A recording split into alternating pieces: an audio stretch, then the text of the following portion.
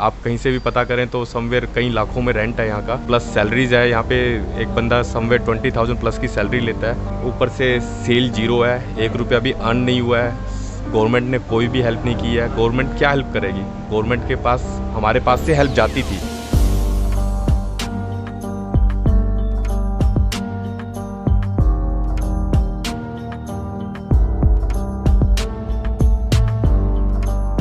और लॉस की बात है सर, तो लॉस तो बहुत ज़्यादा हुआ, हद से ज़्यादा हुआ, जिसका हम अंदाज़ा कभी नहीं लगा सकते। जीएसटी के लिए मैसेज आ रहा है, टैक्स के लिए मैसेज आ रहा है, आप जो है ना बिजली बिल के लिए मैसेज आ रहा है, बिल जमा करो। ईएमआई के लिए उनके लिए मैसेज है, उल्टा जो है ना उल्टा सीधा चार्ज लग रहा है हम लोगों के ऊपर। हमें कोई सुविधा नहीं मिली भाईजान।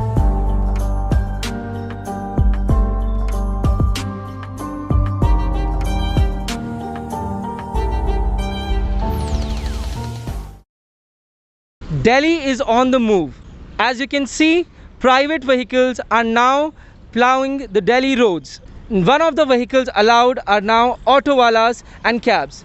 Let's talk to one of those autowalas and discover how he coped during the lockdown period and now with new restrictions in lockdown 4.0. What are his thoughts? भैया आपका नाम क्या है? किशन पाल। अच्छा, तो भैया आप जैसे आप जानते हैं कि न्यू रेस्ट्रिक्शंस आ गए हैं, तो उसके अकॉर्डिंग आप कैसे न्यू रेस्ट्रिक्शंस फॉलो कर रहे हैं जो न्यू रेस्ट्रिक्शंस आए हैं अभी? ऐसा है जी, जैसे हमारे को बोला गया हम वैसे ही फॉलो कर रहे हैं। हमारे को एक सवारी बोली है, हम एक सवारी बैठा के ही चला रहे हैं जी। अच्छा भैया, आप जो चार्ज कर रहे हैं उनको, अब ऑब्वियसली आपका कोई तो लॉस हुआ होगा इस टाइम पे, पूरे टाइम पे, तो आप क्या उतना ही चार्ज कर रहे हैं जितना चार्ज करते कि या थोड़ा सा बढ़ा के आप चार्ज कर रहे हैं? ऐसा है जी, हमारे को लॉस तो बहुत हुआ, 2 महीने बैठ गए, लेकिन हम चार्ज जो पहले कर रहे थे वही अब कर रहे हैं, हम बढ़ा के कोई नहीं ले रहे जी। तो अब ये बताइए कि जब लॉकडाउन था तब आपने अपना कैसे कोप किया? क्यों आपके अपनी सेविंग्स ही उसके थ्रू आपने अपना घर चलाया कि कैसे आपने मतलब अपना मेंटेन किया? ऐसा है जी, हमारे अकाउंट में तो इतना बैलेंस नहीं था, फिर भी बड़ा कोशिश थोड़ा थोड़ा करके अपना काम चलाया जी, लेकिन परेशानी बहुत हुई है। अच्छा, तो सरकार की तरफ से आपको कोई मदद मिली या ऐसा कुछ? ऐसा है जी, केजरीवाल ने 5,000 रुपये देने गए थे, लेकिन हमें 5,000 रुपये नहीं मिले। केजरीवाल जी ने ऑटो वालों को कहा गया था? हाँ जी, हाँ जी जी, लेकिन हमें नहीं मिले 5,000 रुपये। अच्छा जी। वो हुआ क्या है कि थोड़ा सा हमारे नाम में थोड़ा सी मिस्टेक है, इस वजह से नहीं मिले मुझे। जी जी जी, अच्छा ठीक है। वरना बाकी आपके किसी के जानने वालों को मिले हैं? हाँ, ऐसे तकरीबन कुछ के आए हैं जी, कुछ के नहीं आए। मतलब आज पहला दिन है कि रिलैक्सेशन हो गए हैं ऑलमोस्ट, तो अब आप क्या आपके पास कस्टमर्स या ये सब अब आ रहे हैं कि नहीं आ रहे हैं? आपको मिले हैं कि नहीं? मतलब ऐसा है जी, आज लॉकडाउन से ये पहला दिन है, लेकिन हमें पूरे दिन में क्या 2 ही कस्टमर मिले हैं जी। जी जी। तो कहने का मतलब ये मैंने 100-150 रुपये पूरे दिन में कमाया है जी। जी। Hello everyone, you're watching GoHas Delhi. So today I'm standing in Asia's largest electronic market, which is Nehru Place. And as per the guidelines of lockdown 4.0, you can see a lot of non-essential shops have been reopened, and the customers are thronging. We'll be talking to some of the shopkeepers here and talking about the struggles and the challenge they have faced in the times of lockdown. And now that the shops have been opened, so what do they expect? Sir, नाम क्या है आपका? कपिल बंसल। कपिल बंसल। तो मुझे बोलिए, जो यहाँ पे चैलेंजेस हुए थे लॉकडाउन में, मतलब इससे पहले, now that the shops have been opened, आपको क्या प्रॉब्लम्स फेस करनी पड़ी? लाइक प्रॉब्लम्स तो बहुत सारी प्रॉब्लम्स है। लाइक जनवरी से कस्टमर ही नहीं आ रहा है। सबसे बड़ी फेसिंग प्रॉब्लम तो यही है कि जनवरी से कस्टमर मिस है। तो अचानक से लॉकडाउन हुआ, लॉकडाउन के लिए हमें कुछ तैयार नहीं हुए थे कि सडनली लॉकडाउन का प्रॉब्लम आ गया और हमारे जितने भी चेक्स थे, जो भी सामान था अंदर का अंदर रह गया। अगले दिन पता चला कि आपको नहीं आना है। फिर एक दिन का लॉकडाउन हुआ था, नेक्स्ट डे से पता चला कि ये फर्दर लॉकडाउन होता गया। अभी 60 डेज़ के बाद आज हमने शॉप ओपन किया है, तो आप देख रहे हैं कि पूरी मार्केट में कस्टमर ने सोशल डिस्टेंसिंग बना रखी है। कस्टमर ही नहीं आ रहा है, तो ओड इवन को हम फॉलो कर रहे हैं, लेकिन कस्टमर तो आना चाहिए उसके लिए। बेसिक तो जैसे आपके शॉप में लोग काम भी कर रहे हैं, जैसे आपको पता है, तो उनका सैलरी का ये सब वो आपको खुद से देना पड़ा? बिल्कुल सर, समवेयर 3 मंथ का रेंट हो गया ये, और रेंट भी आप कहीं से भी पता करें तो समवेयर कई लाखों में रेंट है यहाँ का, ठीक है ना।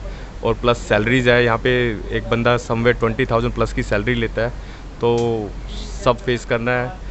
ऊपर से सेल जीरो है, 1 रुपया भी अर्न नहीं हुआ है। गवर्नमेंट ने कोई भी हेल्प नहीं की है। गवर्नमेंट क्या हेल्प करेगी? गवर्नमेंट के पास हमारे पास से हेल्प जाती थी। जी, वो जो 20 लाख करोड़ का एक बजट आया था क्रेडिट का, तो उससे आप शॉपकीपर्स को कुछ बेनिफिट मिल रहा है? मेरे हिसाब से तो गवर्नमेंट ने जो 20 लाख करोड़ दिया है वो सिर्फ एक बोला है कि 20 लाख करोड़ आएगा, उसमें से हमारे लिए कुछ नहीं आना है। हमें तो अपने पास से ही जो सेविंग्स की हुई थी एटलीस्ट जनवरी से पहले जो सेविंग्स थी उसी में से अपना भी चलाना है, रेंट्स भी चलाना है, घर भी रेंट पे होते हैं, घर भी चलाना है, बहुत सारी चीज़ें हेल्प। तो अभी जो आप देख रहे हैं, ये बहुत सारे लोग कस्टमर्स आ भी रहे हैं, अभी शॉप्स खुली हैं ऑड इवन की वजह से, तो आप कस्टमर्स का कैसा रिस्पांस देख रहे हैं अभी? अगर आप मुझे पूरे मार्केट में अगर 100 शॉप्स खुली हैं, 100 शॉप्स पे 100 कस्टमर भी दिखा देंगे तो मैं समझ जाऊंगा कि वी आर सक्सेस, ठीक है ना।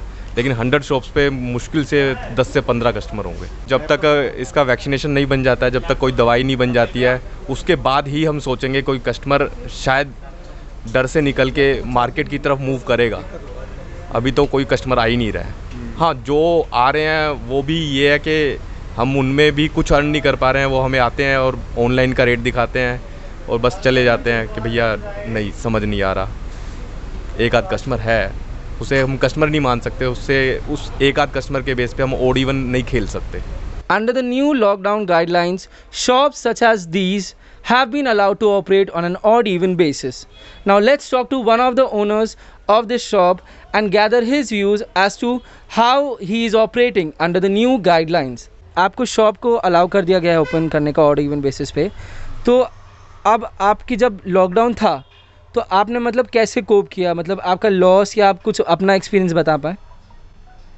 लॉस की जहाँ तक बात की जाए तो मुझे लगता है कि बहुत ज़्यादा लॉस हुआ जी, क्योंकि ऐसा नौबत हो गया कि हम अपने परिवार के इलाज के लिए भी पैसे के लिए मोहताज हो गए। कहाँ से लाए, क्या करें, दूसरों से कर्ज़ा लेकर काम चला रहे थे। वैसे मुझे नहीं लगता कि अब मैं शॉप खोलने से कोई फ़ायदा है, क्योंकि हमारा रमज़ान करीब करीब बीत चुका है और ये 3-4 दिन बचा है। 3-4 दिन हम चाहते भी नहीं कि अब हमारी शॉप खुले, क्योंकि खुलना गोदी मीडिया को सवाल पूछने के बराबर है। वो हमारे ऊपर फिर से पूरे के पूरे इल्ज़ाम लगा देगा कि ईद में ये हुआ, ईद में ये हुआ, ईद में ये हुआ। और लॉस की बात है सर, तो लॉस तो बहुत ज़्यादा हुआ, हद से ज़्यादा हुआ, जिसका हम अंदाज़ा कभी नहीं लगा सकते।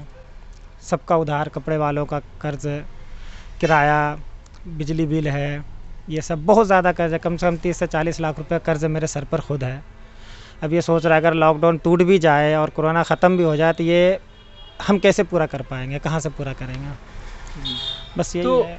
अब आपको सरकार की तरफ से कोई रिलीफ, कोई अकाउंट में पैसे या ऐसा कुछ जो इतना उन्होंने बोला था, आपको कुछ रिलीफ मिला उनकी तरफ से? नहीं, सरकार की तरफ से तो कोई टैक्स में आया ऐसा कुछ?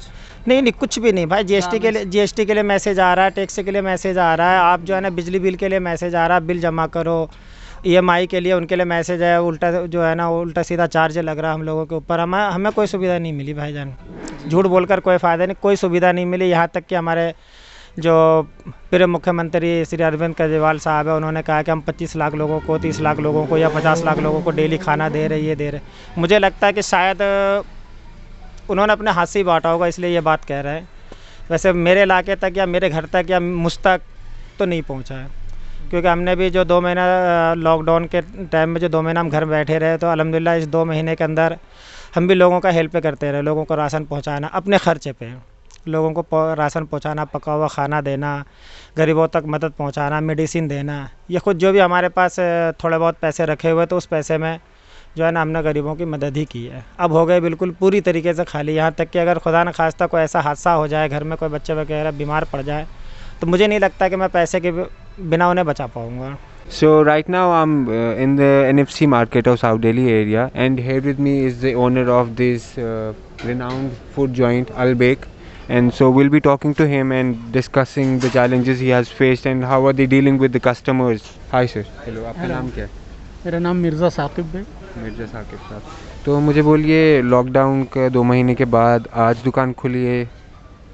जी हाँ, एक्चुअली शॉप तो कभी रेस्टोरेंट को हमेशा अलाउ कर रखा था, रेस्टोरेंट को हमेशा अलाउ कर रखा था कि आप जो है डिलीवरी कर सकते हैं, लेकिन चूंकि हमें अपनी सेफ्टी देखनी थी, एक आध स्टाफ की सेफ्टी देखनी थी, तो हमने कोशिश किया कि इसको बंद रखें और आज हमने खोला। तो मेरे को बोलिए, जैसे यहाँ पे सर्कल देख रहे हैं, सोशल डिस्टेंसिंग का प्रयोग आप ऐसे ही कर रहे हैं अपने 1 आर्म डिस्टेंस के लिए बना? जी, जिस जो गाइडलाइंस हमें मिली है कि कम से कम 2 फुट से ज़्यादा लोगों की दूरी रखना है, और क्या कहते हैं, वो सारी चीज़ें हम मेंटेन कर रहे हैं।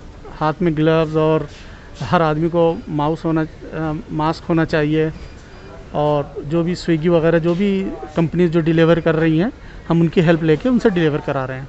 ठीक। तो मेरे को बोलिए, जो ये लॉकडाउन रहा था, इसमें 2 महीने में आपकी जो कुछ डेली वेजेस भी होंगे, कुछ लेबरर्स होंगे जो आपके इस दुकान में काम कर रहे हैं, उनकी सैलरीज़ को आपने कैसे कॉम्पनसेट और कोप अप किया?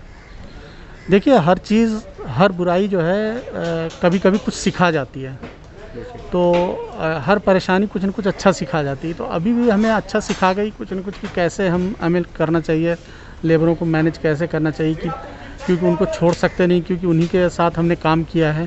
तो हमने उनको खाने का पूरा प्रोवाइड किया था, और सैलरी का जो भी जैसा भी हो सकता है कि मिनिमम जो वेजेस पे जो थे वो चीज़ पूरा करेंगे, जो हमारे साथ यहाँ पर टिके रहे।